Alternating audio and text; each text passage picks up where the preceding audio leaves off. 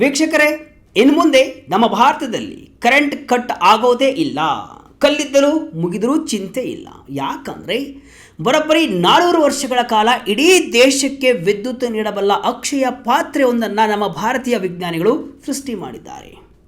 America, China, Japan ಕೈಯಲ್ಲೂ ಆಗದ ಪವಾಡವನ್ನು ನಮ್ಮ ವಿಜ್ಞಾನಿಗಳು ತಮಿಳುನಾಡಿನಲ್ಲಿ ಮಾಡಿ ತೋರಿಸಿದ್ದಾರೆ.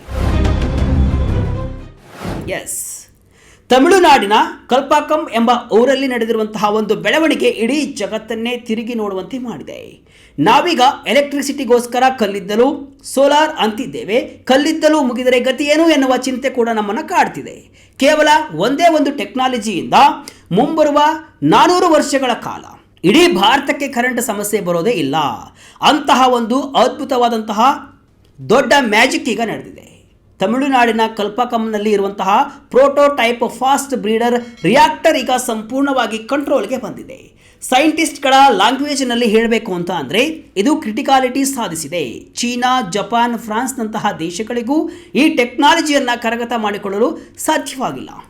ಪ್ರಪಂಚದಲ್ಲಿ ರಷ್ಯಾ ಬಿಟ್ಟರೆ ಈ ತಂತ್ರಜ್ಞಾನ ಇರೋದು ಕೇವಲ ನಮ್ಮ ಭಾರತದ ಬಳಿ ಮಾತ್ರ.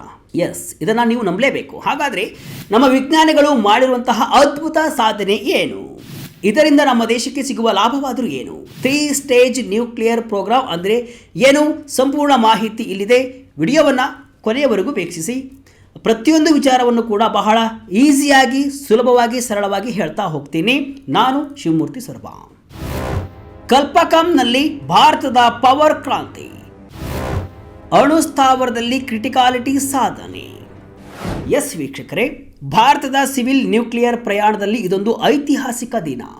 ಪ್ರಧಾನಿ ನರೇಂದ್ರ ಮೋದಿ ಕೂಡ ಈ ಸಾಧನೆಯನ್ನು ಬಣ್ಣಿಸಿದ್ದಾರೆ, ಕೊಂಡಾಡಿದ್ದಾರೆ. ತಮಿಳುನಾಡಿನ ಕಲ್ಪಕಂನಲ್ಲಿ Indira Gandhi centre for atomic research campus ಇದೆ. ಆ ಜಾಗದಲ್ಲಿ ಪ್ರೋಟೋಟೈಪ್ ಫಾಸ್ಟ್ ಬ್ರೀಡರ್ ರಿಯಾಕ್ಟರ್ ಸ್ಥಾಪನೆಯನ್ನು ಮಾಡಲಾಗಿದೆ. ಇದನ್ನು ಭಾವಿನಿ ಎನ್ನುವ ಸಂಸ್ಥೆ ಮ್ಯಾನೇಜನ್ನು ಮಾಡ್ತಾ ಇದೆ. ಇದು 500 ಮೆಗಾವ್ಯಾಟ್ ವಿದ್ಯುತ್ ಉತ್ಪಾದನೆ ಮಾಡುವಂತಹ ಕೆಪಾಸಿಟಿ ಇರುವಂತಹ ಒಂದು ಭಾರಿ ದೊಡ್ಡ ರಿಯಾಕ್ಟರ್. ಕೇವಲ ಒಂದು ರಿಯಾಕ್ಟರ್ನಿಂದ 4 ರಿಂದ 5 ಲಕ್ಷ ಮನೆಗಳಿಗೆ ಏಕಕಾಲದಲ್ಲಿ ವಿದ್ಯುತ್ತನ್ನು ನೀಡಬಹುದು. 2 ದಶಕಗಳ ಸತತ ಪ್ರಯತ್ನದ ಫಲವಾಗಿ ಈಗ ಇದು ಕ್ರಿಟಿಕಾಲಿಟಿ ಸಾಧಿಸಿದೆ. ಕ್ರಿಟಿಕಾಲಿಟಿ ಅಂದರೆ ಏನು ಅಂತ ನೀವು ಕೇಳಬಹುದು. ಯಾವುದೇ ಒಂದು ನ್ಯೂಕ್ಲಿಯರ್ ರಿಯಾಕ್ಟರ್ ತನ್ನಷ್ಟಕ್ಕೆ ತಾನೇ ನಿರಂತರವಾಗಿ ಶಕ್ತಿಯನ್ನು ಉತ್ಪಾದನೆ ಮಾಡುವಂತಹ ಪ್ರೋಸೆಸ್ ಶುರುವಾದರೆ ಒಳಗಿನ ನ್ಯೂಟ್ರಾನ್ಗಳು ಸಮತೋಲನ ಕಾಯ್ದುಕೊಂಡ್ರೆ ಅದನ್ನು ಕ್ರಿಟಿಕಾಲಿಟಿ ಅಂತ ಕರಿತೇವೆ. ಇದು ವಿದ್ಯುತ್ ಉತ್ಪಾದನೆಯ ಮೊದಲ ಜಯ. 2024ರ ಮಾರ್ಚ್ ತಿಂಗಳಲ್ಲಿ ಇದರೊಳಗೆ ಇಂಧನ ತುಂಬುವಂತಹ ಪ್ರೋಸೆಸ್ ನಡೆದಿತ್ತು. ಈಗ ರಿಯಾಕ್ಟರ್ ಒಳಗೆ ನಡೆಯುವಂತಹ ಚೈನ್ ರಿಯಾಕ್ಷನ್ ವಿಜ್ಞಾನಿಗಳ ಕಂಟ್ರೋಲ್ನಲ್ಲಿ ಇದೆ. ಏನದು ಫಾಸ್ಟ್ ರಿಯಾಕ್ಟರ್ ಬ್ರೀಡರ್ ಟೆಕ್ನಾಲಜಿ? ಇದು ಜಗತ್ತಿನ ಅಕ್ಷಯ ಪಾತ್ರೆ ರಿಯಾಕ್ಟರ್. ನೋಡಿ, ಸಾಮಾನ್ಯವಾಗಿ ನ್ಯೂಕ್ಲಿಯರ್ ರಿಯಾಕ್ಟರ್ಗಳಲ್ಲಿ ಕೂಲಂಟ್ ಆಗಿ ಅಂದರೆ ಬಿಸಿಯನ್ನು ಕಡಿಮೆ ಮಾಡುವುದಕ್ಕೆ ನೀರನ್ನು ಬಳಸ್ತಾರೆ. ಈ ಬ್ರೀಡರ್ ರಿಯಾಕ್ಟರ್ನಲ್ಲಿ ದ್ರವರೂಪದ ಸೋಡಿಯಂ ಬಳಸಲಾಗುತ್ತೆ. 200ಕ್ಕೂ ಜಾಸ್ತಿ ಡಿಗ್ರಿ ಸೆಲ್ಸಿಯಸ್ ಉಷ್ಣಾಂಶದಲ್ಲಿರುವಂತಹ ಈ ಸೋಡಿಯಂ ನೀರಿನಷ್ಟು ಬೇಗ ಆವಿಯಾಗಲ್ಲ. ಜೊತೆಗೆ ಇದು ನ್ಯೂಟ್ರಾನ್ಗಳ ಸ್ಪೀಡನ್ನು ಕಡಿಮೆ ಮಾಡಲ್ಲ. ಇದೇ ಈ ತಂತ್ರಜ್ಞಾನದ ಅತಿ ದೊಡ್ಡ ಪ್ಲಸ್ ಪಾಯಿಂಟ್. ಇದರೊಳಗೆ ಯುರೇನಿಯಂ ಮತ್ತು ಪ್ಲೂಟೋನಿಯಂ ಮಿಕ್ಸ್ ಮಾಡಿರುವಂತಹ ಮಾರ್ಕ್ಸ್ ಇಂಧನ ಬಳಸಲಾಗುತ್ತೆ. ಅತಿ ಮುಖ್ಯವಾದ ವಿಚಾರ ಏನಂದರೆ ಈ ರಿಯಾಕ್ಟರ್ ಎಷ್ಟು ಇಂಧನವನ್ನು ಬಳಸಿಕೊಳ್ಳುತ್ತೆ ಅಂದರೆ ಅದಕ್ಕಿಂತ ಜಾಸ್ತಿ ಇಂಧನವನ್ನು ತಾನೇ ಸೃಷ್ಟಿ ಮಾಡುತ್ತೆ. ಇದನ್ನೇ ಬ್ರೀಡರ್ ಟೆಕ್ನಾಲಜಿ ಅಂತ ಹೇಳ್ತಾರೆ. ಈ ರಿಯಾಕ್ಟರನ್ನು ಅಕ್ಷಯ ಪಾತ್ರೆ ಎಂದಾನೇ ಕರೀತಾರೆ. ಅಕ್ಷಯ ಪಾತ್ರೆಯಿಂದ ಅನ್ನ ತೆಗೆದಷ್ಟು ಮತ್ತೆ ಯಾವ ರೀತಿ ಬರುತ್ತೋ ಅದೇ ರೀತಿ ಈ ರಿಯಾಕ್ಟರ್ನಿಂದ ಇಂಧನ ಉತ್ಪಾದನೆ ಆಗ್ತಲೇ ಇರುತ್ತೆ. ಜಗತ್ತಿನಲ್ಲಿ ರಷ್ಯಾ ದೇಶವನ್ನು ಬಿಟ್ಟರೆ ಕಮರ್ಷಿಯಲ್ ಆಗಿ ಈ ರೀತಿ ಫಾಸ್ಟ್ ಬ್ರೀಡರ್ ರಿಯಾಕ್ಟರ್ ಆಪರೇಟ್ ಮಾಡ್ತಾ ಇರುವಂತಹ ಏಕೈಕ ದೇಶ ನಮ್ಮ ಭಾರತ ಮಾತ್ರ. ಇದಕ್ಕೂ ಮುಂಚೆ ಜಪಾನ್, ಫ್ರಾನ್ಸ್ನಂತಹ ದೇಶಗಳು ಈ ಬಗ್ಗೆ ಟ್ರೈ ಮಾಡಿದ್ವು. ಆದರೆ ಸೇಫ್ಟಿ ಮತ್ತು ದುಬಾರಿ ವೆಚ್ಚದ ಕಾರಣಕ್ಕೆ ಅವು ಈ ಪ್ರಾಜೆಕ್ಟನ್ನು ಅರ್ಧಕ್ಕೆ ಕೈಬಿಟ್ಟವು. ನಮ್ಮ ವಿಜ್ಞಾನಿಗಳು 200ಕ್ಕೂ ಜಾಸ್ತಿ ದೇಶೀಯ ಕಂಪನಿಗಳು, ಸಣ್ಣ ಕೈಗಾರಿಕೆಗಳ ಜೊತೆ ಸೇರಿಕೊಂಡು ಈ ಡೊಮೆಸ್ಟಿಕ್ ರಿಯಾಕ್ಟರನ್ನು ಯಶಸ್ವಿಯಾಗಿ ನಿರ್ಮಾಣ ಮಾಡಿದ್ದಾರೆ. ಭಾರತದ 3 ಸ್ಟೇಜ್ ನ್ಯೂಕ್ಲಿಯರ್ ಪ್ರೋಗ್ರಾಂ. ಹೋಮಿ ಬಾಬಾ ಕಂಡಿದ್ದ ಕನಸು ನನಸಾಗೋ ಕಾಲ.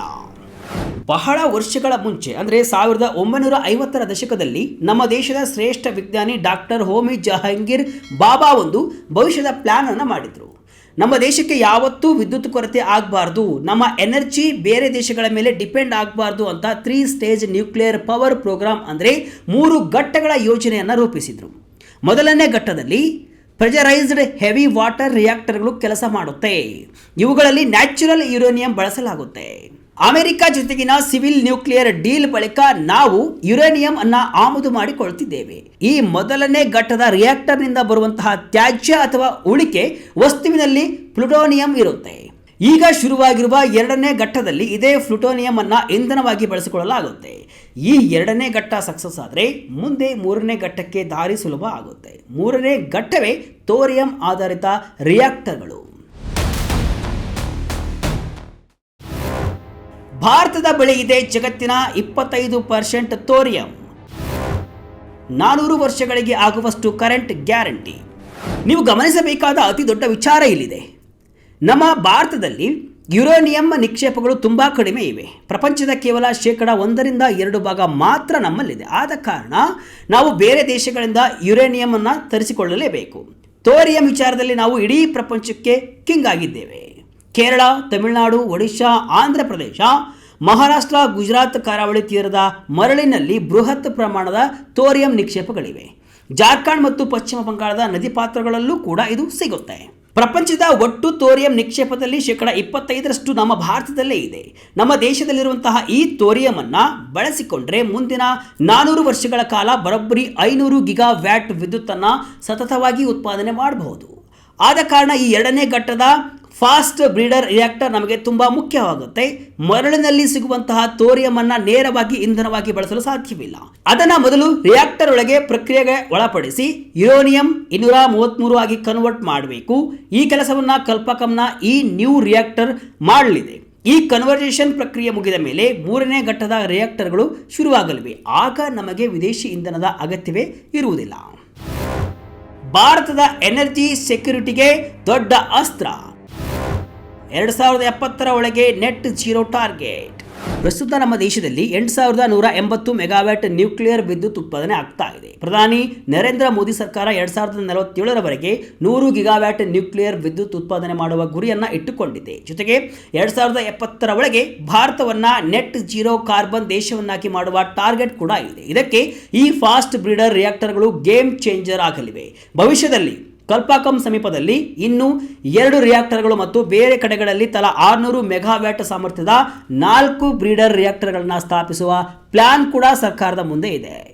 ಅಟಲ್ ಬಿಹಾರಿ ವಾಜಪೇಯಿ ಪ್ರಧಾನಿ ಆಗಿದ್ದ ಕಾಲದಲ್ಲಿ ಶುರುವಾದಂತಹ ಭವಾನಿ ಸಂಸ್ಥೆ ಈಗ ಈ ಮಟ್ಟಕ್ಕೆ ಬೆಳೆದು ನಿಂತಿದೆ. ಒಮ್ಮೆ ಈ ರಿಯಾಕ್ಟರ್ ಕಮರ್ಷಿಯಲ್ ಆಗಿ ವಿದ್ಯುತ್ ಕೊಡಲು ಶುರು ಮಾಡಿದರೆ ನಮ್ಮ ಇಡೀ ವಿದ್ಯುತ್ ಮಾರ್ಕೆಟ್ ಚೇಂಜ್ ಆಗಲಿದೆ.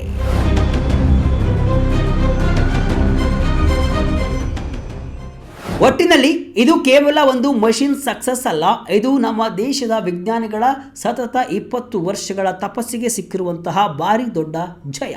ಬೇರೆ ದೇಶಗಳು ತಂತ್ರಜ್ಞಾನ ಕೊಡದಿದ್ರೂ ಕೂಡ ನಾವೇ ಸ್ವಂತವಾಗಿ ರಿಯಾಕ್ಟರ್ ಕಟ್ಟಬಲ್ಲೆವು ಅಂತ ನಮ್ಮವರು ಸಾಬೀತು ಮಾಡಿದ್ದಾರೆ. ಈ ತಂತ್ರಜ್ಞಾನ ಸಂಪೂರ್ಣವಾಗಿ ಸಕ್ಸಸ್ ಆದರೆ ಕರೆಂಟ್ ಉತ್ಪಾದನೆಯಲ್ಲಿ ಭಾರತ ಇಡೀ ಜಗತ್ತಿಗೆ ಲೀಡರ್ ಆಗುವುದು ಖಂಡಿತ. ಹೋಮಿ ಜಹಾಂಗೀರ್ ಬಾಬಾ ಕಂಡಿದ್ದ ಕನಸು, ವಿಜ್ಞಾನಿಗಳ ಶ್ರಮ, ಸರ್ಕಾರದ ಬೆಂಬಲ ಇವೆಲ್ಲವೂ ಸೇರಿ ಭಾರತದ ಪವರನ್ನು ಜಗತ್ತಿಗೆ ತೋರಿಸಿವೆ. ರಷ್ಯಾ ಬಿಟ್ಟರೆ ನಾವೇ ಕಿಂಗ್ ಎನ್ನುವ ಮಟ್ಟಕ್ಕೆ ಈ ಸಾಧನೆ ಬೆಳೆದಿದ್ದು ಭವಿಷ್ಯದಲ್ಲಿ ನಮಗೆ ಕರೆಂಟ್ ಕಟ್ ಸಮಸ್ಯೆ ಇರೋದಿಲ್ಲ. ಇಡೀ ಭಾರತ ಬೆಳಗಲಿದೆ ಎನ್ನುವ ಭರವಸೆ ಎಲ್ಲರಲ್ಲಿದೆ. ನೋಡೋಣ ಮುಂದೆ ಏನಾಗುತ್ತೆ ಅಂತ. ಇದಿಷ್ಟು ಇವತ್ತಿನ ವಿಶೇಷ. ಇದೇ ರೀತಿ ಹಲವು ವಿಶ್ಲೇಷಣೆ ಮಾಹಿತಿ ಅಷ್ಟೇ ಅಲ್ಲ, ಮನೋರಂಜನೆಯ ವಿಡಿಯೋಗಳಿಗಾಗಿ ವಿಷಯ ಕರ್ನಾಟಕ ವೆಬ್ಸೈಟ್, ಫೇಸ್ಬುಕ್ ಹಾಗೂ ಯೂಟ್ಯೂಬ್ ಪೇಜನ್ನು ಫಾಲೋ ಮಾಡಿ. ಧನ್ಯವಾದಗಳು.